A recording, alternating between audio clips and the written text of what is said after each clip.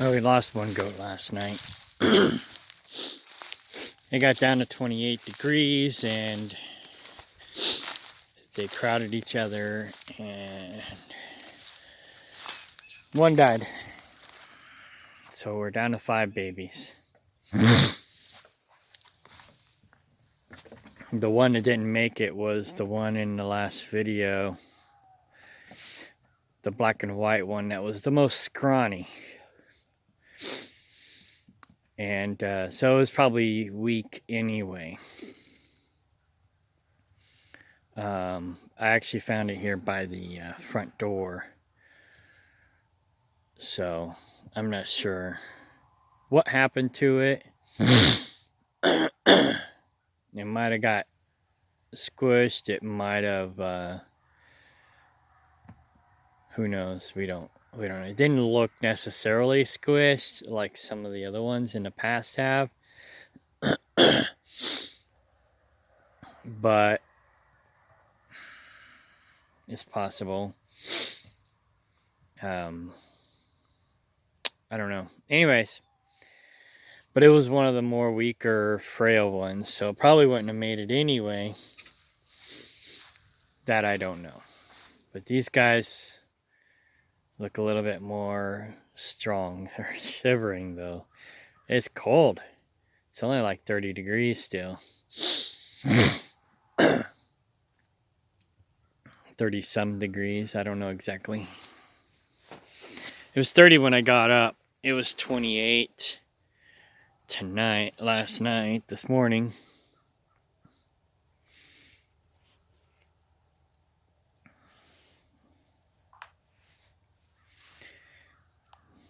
My phone says it's still 30 degrees.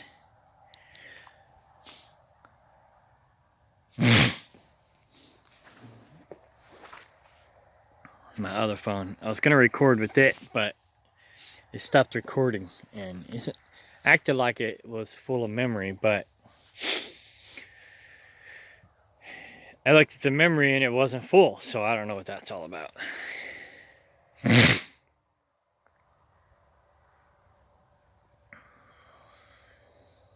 So hopefully these guys make it.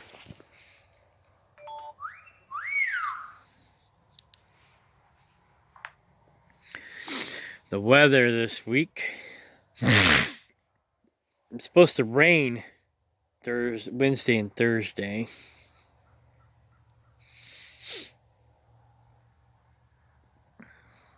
Yeah, it's supposed to get cold again. The next 2 nights. Then Wednesday it won't be so bad. Thursday it's going to get cold again. And then Friday it's going to be the coldest. So hopefully these guys are strong enough to handle that by then.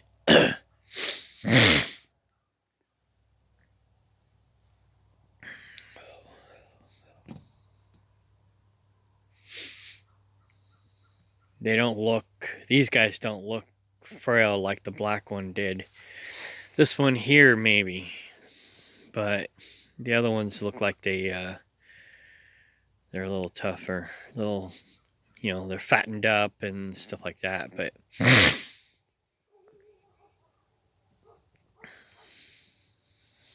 and the other one, I don't know where it went, but there's number 5, probably. Oh, here he is. He's under here. It's probably warmer under there. He went into hiding because he's scared of me. Well, he's active, so she. So that's a good sign.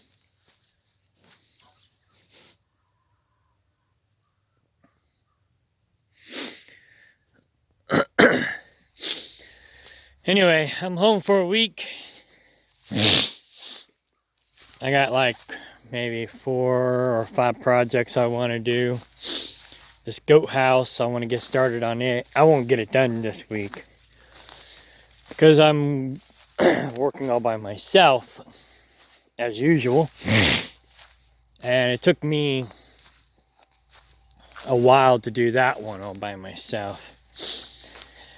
This one, the first layer will go quicker because the first layer on that one, it took me a minute to figure out how I was going to do it.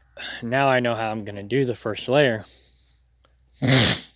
I could slap the first layer out quick, probably a few hours. The second layer is going to be a little bit more of a challenge. I want to make a 2-story goat house this time. So we can actually walk in there. We can get in that one, but we got to, it's only 4 foot tall. So we got to scrunch down to get in there. So this next one is going to be 8 foot tall. And so yeah, I want to be able to get in there. And this yard's kind of on an incline, so I also needed to be able to withstand the gravity. Because it'll settle and it'll try to, lean. So I'm looking at right here being the flattest or flattish, a flattish spot, or maybe even right here.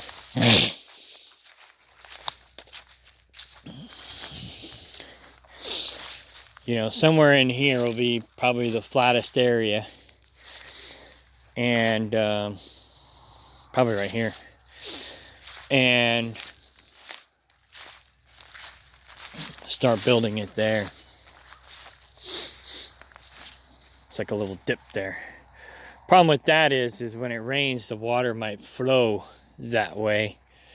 And it'll flow through their house. That might not be a good thing. It looks like there's a little dip there. So I might do it right over here next to these other houses. So that's one project that I want to get started. Might do it right here. And then, my other property. I've got 3 properties.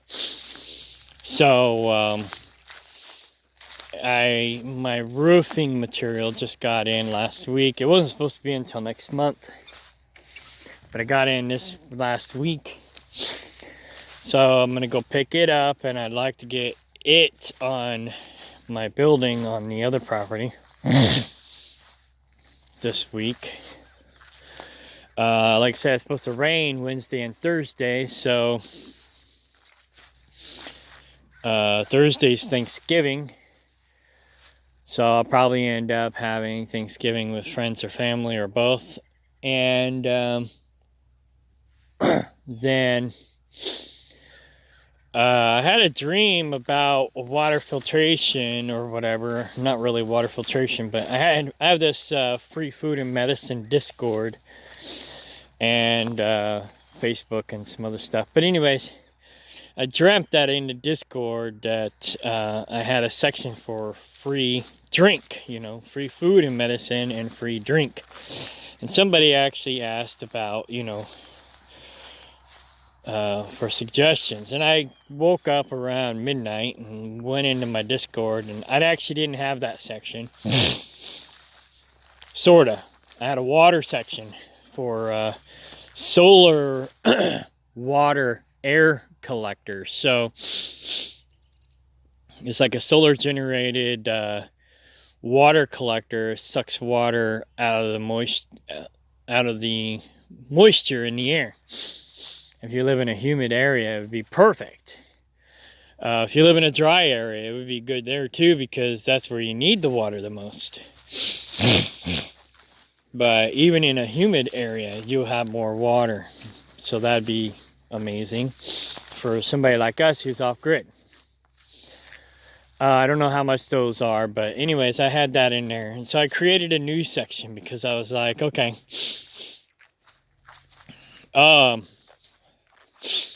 what do you do if you don't have a solar water air collector or solar air water collector, whatever it's called? What do you do? Because we're foragers, more or less, survivalists, trying to live off the wild and learning what wild edibles are God's medicine, free food and medicine. And so I did some research on how to make your own water filtration system, because in the desert, it's somewhat easy to find water because there's plants that collect it for you. Here, not so much because water's more abundant, but it may not be clean drinking water. So how do you make it clean drinking water? And I've seen many times, many places where other people have made their own water filtration systems. Well, the first one I looked up was a good one. And so I put it into Discord, and I plan on doing that this week when it rains, during the rain. So I'll prep my materials today and tomorrow, and then Wednesday, when it's raining, I'll do a video on that for rainwater filtration for drinking. So basically, there's many ways you can filter your water. In this video, he basically just said, you know, use some kind of cloth for your final filtration system, but it mostly just holds the other stuff into the bottle. And so you just use the regular water bottle, and you put some cloth in the bottom. He said you can use cloth or paper towel. Cloth will last longer. I was thinking, hey, you know, just put a sock, you know, because a sock will fit inside of a water bottle real easily, right?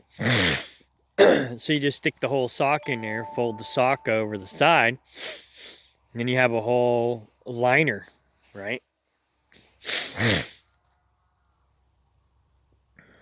But then again, that may not work because some of the water may go around the other stuff that you're going to put in there. So I don't know. But anyways, at least put some cloth at the bottom.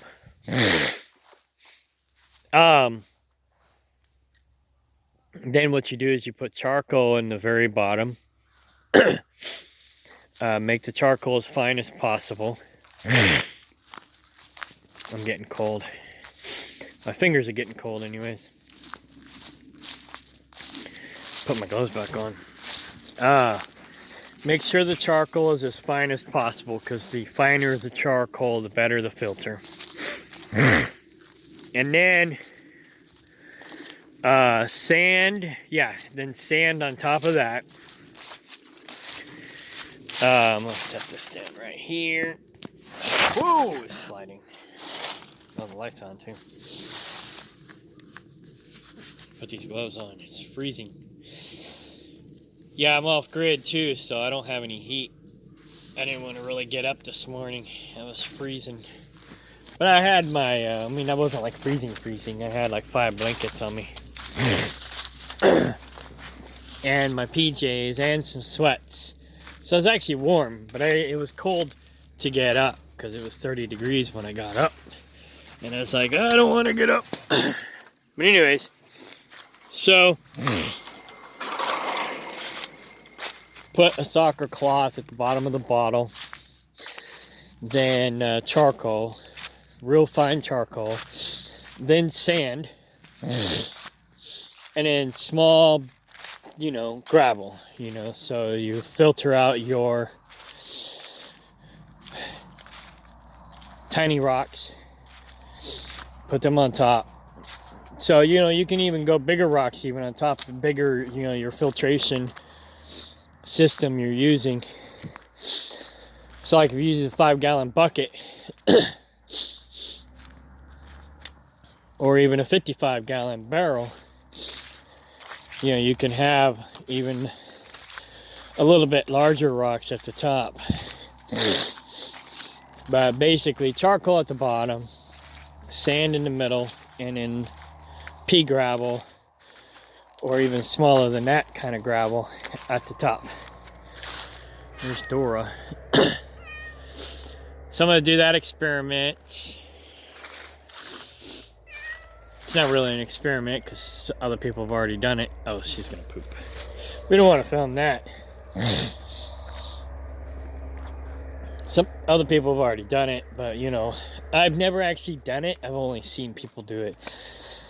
So, practical application. You know, just because you know how to do it doesn't mean you know how to do it. You actually have to do it. So I'm going to do that Wednesday. Or at least that's the game plan. Then I got another property. The property I kind of got scammed into. And the reason I'm down here in the first place, I still own part of that property. I'm like 10% owner. I'm planning on going over there and collecting rocks to put into my ruts over here where we drive, so people don't get stuck. So I got to do that this week also. I got a few things I need to do. I still need to finish this chicken coop, but you know, I ain't got any help. It's all me for the most part. See, like there's a rut I gotta put rocks in. I've tried putting aluminum cans in the ruts. I thought maybe that would work because I have an abundance of those. Not a great idea. So, I'm sure it helped a little bit, but it wasn't my best idea. So I'm going to refill the chicken's automatic feeder.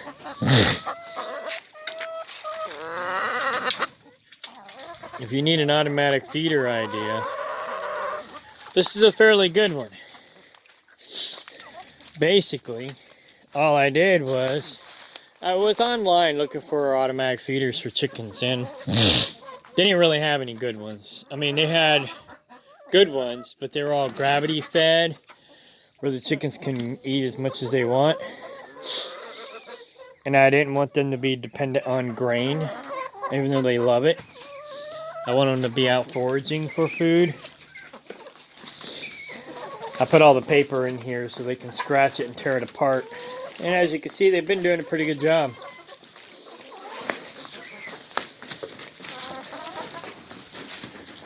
So, anyways, I found some old romance novels in the other property that I bought. And my mom went through them and picked out the ones that she either wanted or thought were valuable. Because she deals in antiques and stuff like that. And then the rest we threw in here. So anyways, automatic feeders.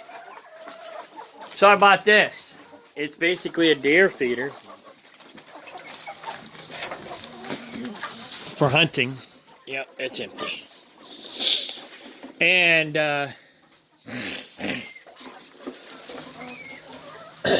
it works great.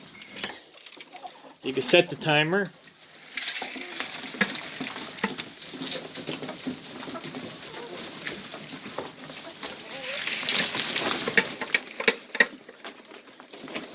Oh, there are leaves in there. I wonder how they got in there. You can set the timer and have it go off when you want it to go off, for as long as you want it to go off.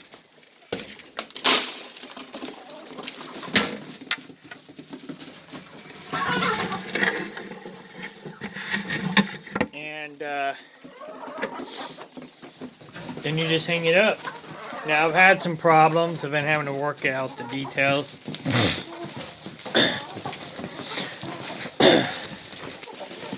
For example, we had it over there in the corner at first. Well, actually, I wanted to have it up there. That was where I originally designed to put it. But I was worried about it flinging food into the nest boxes, which is exactly what it does. Well, maybe not so much. That was my concern. And Then I was worried about the chickens going over there and breaking the eggs open because they're scratching for food.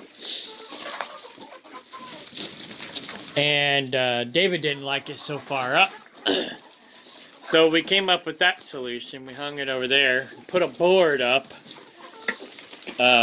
those boards, which I got a new purpose for those now. We put them on the back side of this pallet to keep the food from ricocheting over here. And then just basically spraying right there and out here. Problem is, all the chickens bum rushed into that corner and squishing each other. Kind of like the goat problem. So, I moved it up here where I originally was going to have it. And it solved most of our issues.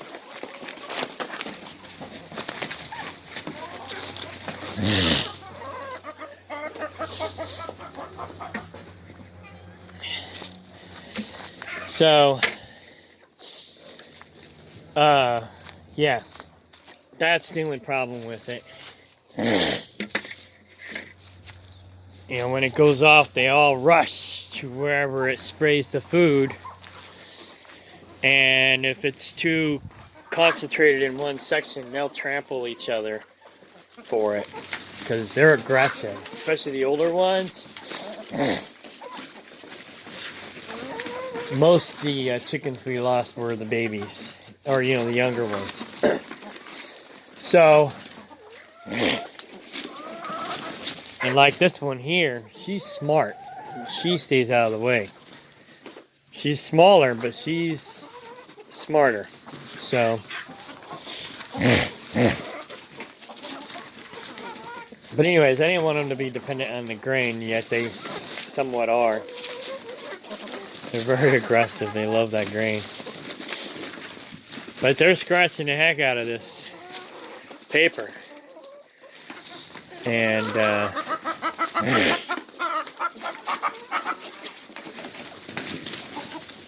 so then after they're done in here, then they'll go outside and scratch for bugs, which is what I want them to do. And then in the evening, this feeder will go off again. And they'll bum rush in here and whatever. So basically, I got the automatic feeder to program them to come home in the evenings. There's a goat what's inside the yard. I don't know what their fascination with this yard is, but they always want to come in this yard.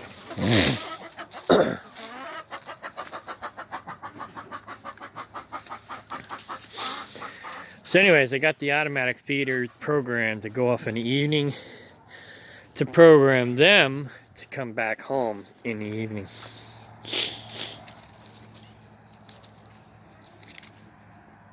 I think she's one of the moms.